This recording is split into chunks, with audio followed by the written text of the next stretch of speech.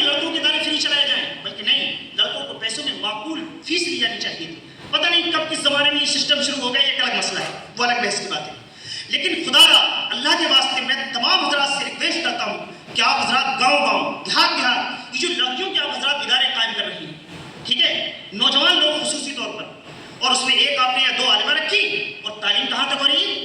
بولے ثالثہ تک، رابعہ تک، خامسہ تک، پوری دستار بندی ہو رہی ہے۔ بلکہ کیوں بھائی، کیوں انصاف کے ساتھ آپ کام نہیں کر رہے؟ کریں آپ، یقیناً جن کی ذمہ داری ہے وہ کریں۔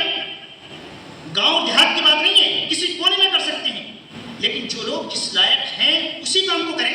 اللہ لیڈر ہر ایک کو نہیں بتاتا ہے، اللہ تبارک و تعالیٰ مدبر ہر ایک کو نہیں بناتا ہے، اللہ تبارک و تعالیٰ مصلح ہر ایک کو نہیں بناتا ہے۔ یقیناً ہر ایک کی الگ الگ ذمہ داریاں ہیں، الگ الگ صلاحیتیں ہر ایک کے اندر، تو جس کے اندر جو صلاحیت ہے اس صلاحیت کے اعتبار سے ہر آدمی سماج کے لیے، ملت کے لیے اپنا کام کرے۔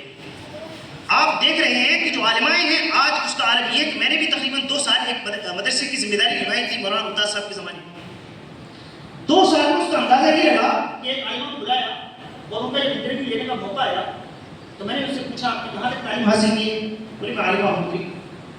میں نے کہا آپ نے نحو و صرف کی کتابیں تو سب پڑھی ہوئی؟ بولے ہاں۔ میں نے کہا ہدایت النحو تو پڑھی ہوگی؟ بولے نہیں، ہدایت النحو پوری تو نہیں پڑھی تھی۔ میں نے کہا اچھا۔ میں نے کہا پنجگنج تو پڑھی ہوگی؟ بولے نہیں، پوری تو نہیں پڑھی تھی۔ میں نے کہا اچھا، نیچے اور آ گیا میں نے نومیر تو پڑھی ہوگی؟ بولے ہاں پڑھی تو تھی، پوری نہیں پڑھی تھی۔ میں نے اور نیچے آیا، میں نے کہا میزان پڑھی تھی آپ نے؟ بولے پڑھی تو تھی، پوری نہیں پڑھی تھی۔ یہ بالکل ریئل بات ہے جس کے مولانا ممتاز صاحب بھی گواہ ہیں، اور ہمارے امام صاحب مدینہ مسجد میں رہتے تھے اس وقت، مولانا مرشد صاحب، وہ بھی گواہ ہیں اس بات کی۔ انہوں نے ان کو بلایا تھا، تو میں نے ان سے کہا اللہ کے واسطے ان سے کہے اب واپس چلے جائیں، وہ جو کتابیں پوری نہیں پڑھی ان کو ابھی پوری پڑھ کے آ جائیں۔ تو یہ بڑی پرابلم ہے اللہ کے واسطے۔ قیامت کے دن دیکھیے میں نے کیا کہا، ہم کو حساب دینا ہے۔ ایک تو ہمارے اندر تعلیم ہی نہیں ہے، اور اس کے اندر جو ہم لوگ تعلیم دے رہے ہیں اس کے اندر کوالٹی پیدا نہیں کر رہے۔ آپ مدارس کے اندر اچھی کوالٹی پیدا، اچھا یہ امام کہاں سے نکلے ہیں؟ سب لوگ امام کہاں سے نکلے ہیں؟ آج بہت سارے امام اگر کوئی یہ کہے کہ مجھ سے بھی اچھا لکھنا نہیں آتا ہے، کوئی اگر یہ کہے کہ مجھ سے اچھی اردو نہیں آتی، کوئی اگر یہ کہتا ہے کہ میں اچھا علم حاصل نہیں کر سکا، کیوں نہیں کر سکے؟ 5 سال آپ کے مدرسوں کا اگر وقت دیا تھا کسی طالب علم نے، 10 سال اگر وقت دیا تھا، تو آپ نے حافظ اگر بنایا تھا تو ساتھ میں کم سے کم مسائل ضروریہ نہیں سکھا سکتے تھے ہم لوگ؟ ہم نے کوئی ایسا سسٹم کیوں نہیں ترتیب کیا؟ ہم نے حافظ قرآن طلبا کے لیے، آج ماشاءاللہ ہم اپنے یہاں بھی ایسے سسٹم بنا رہے ہیں، حافظ بھی ہمارے یہاں، لیکن ہم نے ہر حافظ طالب علم کے لیے لازمی قرار دیا ہے۔ جس طرح سے وہ حفظ کی تعلیم حاصل کر رہا ہے، اس طرح ہندی، انگلش، میتھ، سائنس سارے مضامین اس کو پڑھائے جا رہے ہیں۔ کیسے پڑھا رہے ہیں اس کو ارینج کر رہے ہیں۔ آج ہمارے جو بچے باہر گئے ہوئے ہیں، جو اس وقت کہیں پر جامعۃ الاشرف یا مبارکپور میں ہمارے طالب علم ہیں، جامعۃ الرضا یا دیگر جگہوں پر، یا جو اس وقت موجودہ وقت میں ہمارے بچے تعلیم حاصل کر رہے ہیں، بعض ایسے بچے جو حفظ سے فارغ ہو رہے ہیں، بعض ایسے ہیں جو خامسہ یا سادسہ میں پہنچے ہوئے ہیں، لیکن ہر ایک طالب علم، کوئی بھی ایسا بچہ نہیں بتا سکتے آپ جو ساتھ میں ہمارا درس نظامی حاصل کر رہا کی تعلیم حاصل کر رہا ہو، کسی نے انٹر نہ کیا ہو یا ہائی اسکول نہ کیا ہو۔ ساتھ خالی فارمیلٹی نہیں بھائی، باقاعدہ ان کو کوالٹی کے ساتھ تعلیم دیں۔ تو بتانا یہ چاہتا ہوں کہ آپ اچھے عالمی دین بھی بنائیں، لیکن ساتھ ساتھ اچھی کوالٹی کے ساتھ اصلی علوم میں بھی آگے بڑھیں۔ اس کے لیے مکاتب کی اثر نو شیرازہ مندی ایک اہم مسئلہ ہے۔ ہماری جو مکاتب ہیں، تھوڑی سی بات کو اس لیے میں نے موقع کیا ہے، ذرا سا جو ہمارا انتظام تھا، آپ جانتے ہیں بدنظمی تو زندگی کے ہر شعبے میں ہمارے یہاں پائی جاتی ہے۔ ہم نے ہر چیز کے لیے 9 بجے کا وقت دیا تھا کچھ چیزوں کے لیے، لیکن وہ بھی کچھ چیزیں 9 بجے کے بعد 9:30 یا 10 بجے کے بعد آئیں گی۔ بس ذرا سا وقت اس لیے میں آپ کر رہا ہوں، اپنا بات کو ختم کر دیتا ہوں۔ تو مکاتب جو ہمارے پاس دنیا کا ایک سب سے بڑا نیٹ ورک موجود ہے، میں یہ چاہتا ہوں کہ آپ حضرات اس کی اثر و شیرازہ بندی کریں۔ ایک پرابلم ہے کہ ہمارے یہاں مکاتب اجڑ گئے ہیں، جہاں جائیے 7 بجے، زیادہ سے زیادہ 8 بجے۔ اب بتائیے کہیں عمارت کہیں 10 لاکھ، کہیں 20 لاکھ، کہیں 50 لاکھ ہمارے یہاں لگے ہوئے عمارتوں میں۔ ہماری مساجد ہیں 1-1 کروڑ روپیہ لگا ہوا ہے، مقصد کیا ہے کا بتائیے؟ آپ 1 کروڑ روپیہ مسجد میں کیوں لگا رہے ہیں؟ کام کیا ہے اس کا بتائیں آپ؟ وہ کام تو آپ 10 لاکھ میں بھی کر سکتے تھے۔ نماز کی بنا رہے ہیں نا، تو نمازی تو ہیں آپ کے یہاں، مدرسے بنا رہے ہیں آپ، بچے تو آنے ہیں آپ کے پاس، مطلب اتنا سرمایہ خرچ کس لیے کر رہے ہیں؟ مساجد کس لیے بنائی جاتی ہیں؟ مساجد کا مقصد یہ تاکہ ان کو آباد کیا جائے، پھر بھی اس کے باوجود ہر محلے میں امام ہے، مساجد آباد کیوں نہیں ہے؟ اس کے لیے آپ حضرات کوشش ہی کریں اپنے طور پر۔ یہ میں خالی رائے دے رہا ہوں، ابھی میں منظم رائے میں بیان کروں گا، میں آپ کو ایک پرابلم بتا رہا ہوں اس کے ساتھ ساتھ، تاکہ آپ بھی اس کا سولوشن دے سکیں میرے لیے۔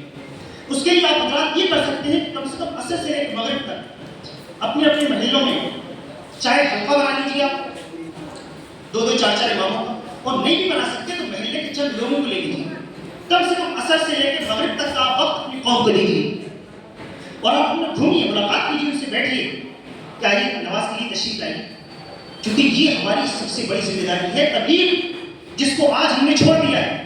اللہ نے کیا فرمایا؟ اخرجت للناس تأمرون بالمعروف وتنهون عن المنکر۔ ہماری امت کی سب سے بڑی ذمہ داری یہ ہے کہ ہم اچھائیوں کا حکم دیتے ہیں، برائیوں سے روکتے ہیں۔ تو اب اس ذمہ داری کو ہم اچھی طرح سے نبھائیں گے، چونکہ ہم داعی ہیں، داعی کا کام دعوت دینا۔ ایک آپ اسلامی پیش قدمی کریں اور اپنی اپنی مساجد میں آپ درس کا اہتمام ضرور کریں۔ مکاتب کی اشرف اور شیرازہ بندی کا مسئلہ اگر ہے تو اب بہت سارے مقام پر ایسا ہے کہ 7 بجے بچے اسکول چلے جاتے ہیں، اب اس کے بعد کیا کریں؟ کہیں 8 بجے چلے جاتے ہیں، اس کے بعد کیا کریں؟ آپ کہیں میرے اوپر ذمہ داری تھوڑی ہے۔ اب یہاں جو ہم نے آپ کو بلایا ہے اس لیے نہیں بلایا ہے کہ قوم نے آپ کو ذمہ داریاں دینی ہیں، نہیں، اس لیے بلایا ہے کہ آپ کی اپنی ذمہ داریاں کیا ہیں۔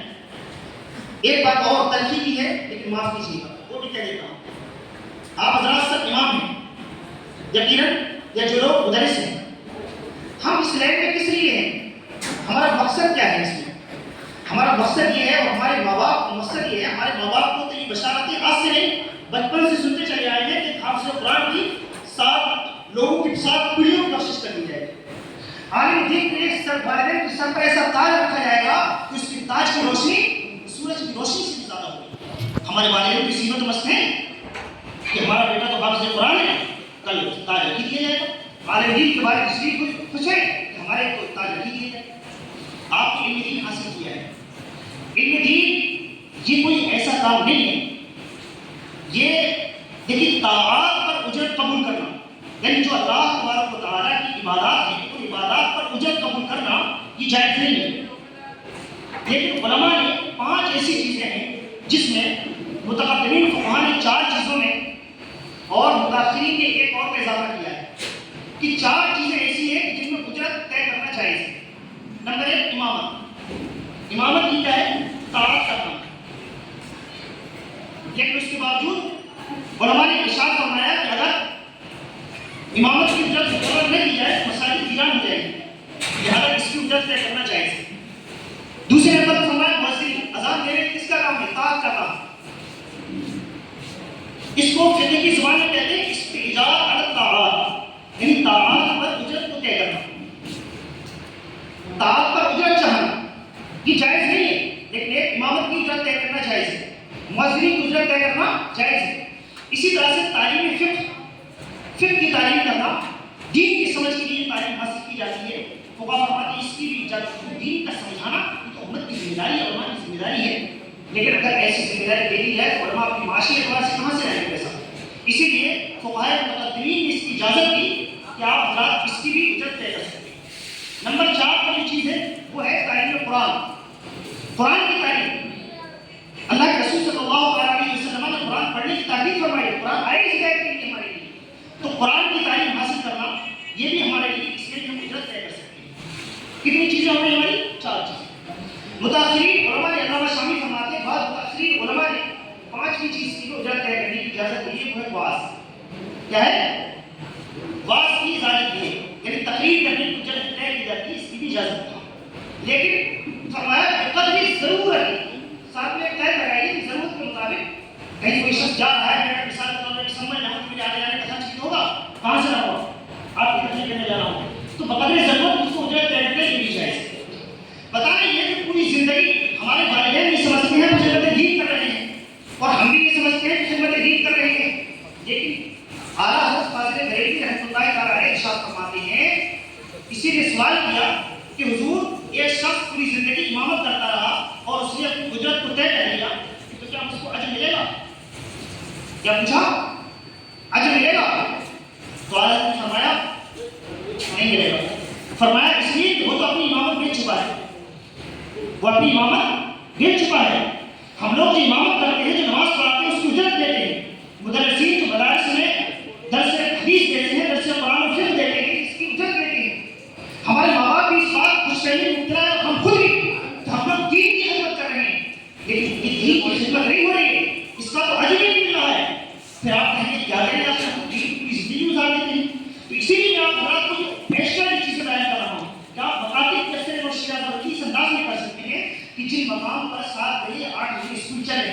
تو آپ حضرات کوشش کریں مستقل طور پر جہاں میڈیا ہوتا آپ حضرات جہاں صبح میں وقت نہیں چل پا رہے ہیں تو آپ کوشش کریں کہ ظہر کی نماز تو آپ مغرب کی نماز کے بعد تھوڑا سا وقت نکال لیں، لیکن وہی روایتی انداز کیا یہ سارا جرا پڑھا دیا جاؤ ارے با کا سا جاؤ نہیں، یہ تو پرابلم ہے کہ 5 سال 10 سال ہمارا بچہ مکتب میں پڑھ رہا ہے لیکن ڈھنگ سے اس کو قرآن کریم کی تعلیم نہیں آ رہی ہے، کیوں نہیں آ رہی ہے؟